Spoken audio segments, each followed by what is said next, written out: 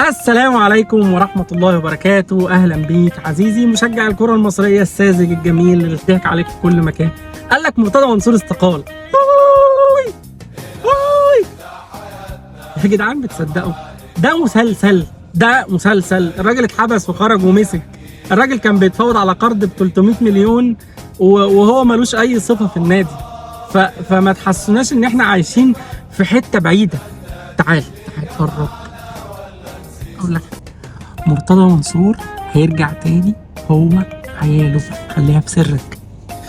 مرتضى منصور ما اعتقدش انه يحصل فيه حاجه. ليه؟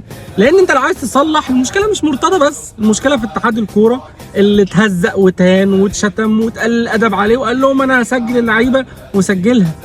المشكله في ناس مسؤولين عن الرياضه في مصر، محدش ليه دعوه باي حاجه ومحدش بيسال على حاجه ومحدش مهتم ان هو يصلح حاجه. المشكله في المسابقه ما عندها مشاكل كبيره، المشكله في حاجات كتير قوي، المشكله في جمهور مش عارف يخش، المشكله في ملاعب.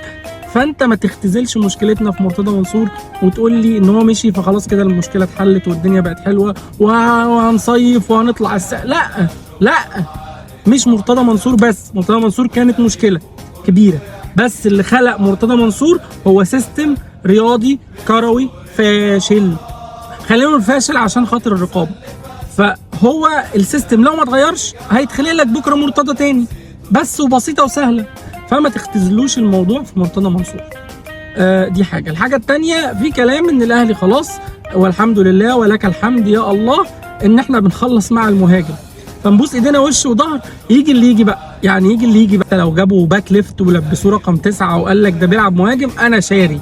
انا عايز حد يجي يقعد في الحته اللي قدام دي يطلع يلعب الكره بدماغه. جابها ما جابهاش مش مشكله. فبيقولوا الحمد لله الاهلي خلص. عندنا مشاكل كتير ورا في الدفاع وفي الباك الشمال وفي نص الملعب في نواقص بس هنعديها ونقول مش مشكله، المهم المهاجم يجي. مع ان الموضوع ده هيعمل لنا ازمه الفتره اللي جايه. لازم لو ما قدرناش نخلص حد في الانتقالات دي مدافع وباك شمال يبقى نتكلم على يناير. لازم يبقى في حد موجود لان الاهلي داخل على بطولات كبيره وماتشات كتير وربنا يستر. بس كده، ده اللي كان عندي. شكرا ليكم والسلام عليكم.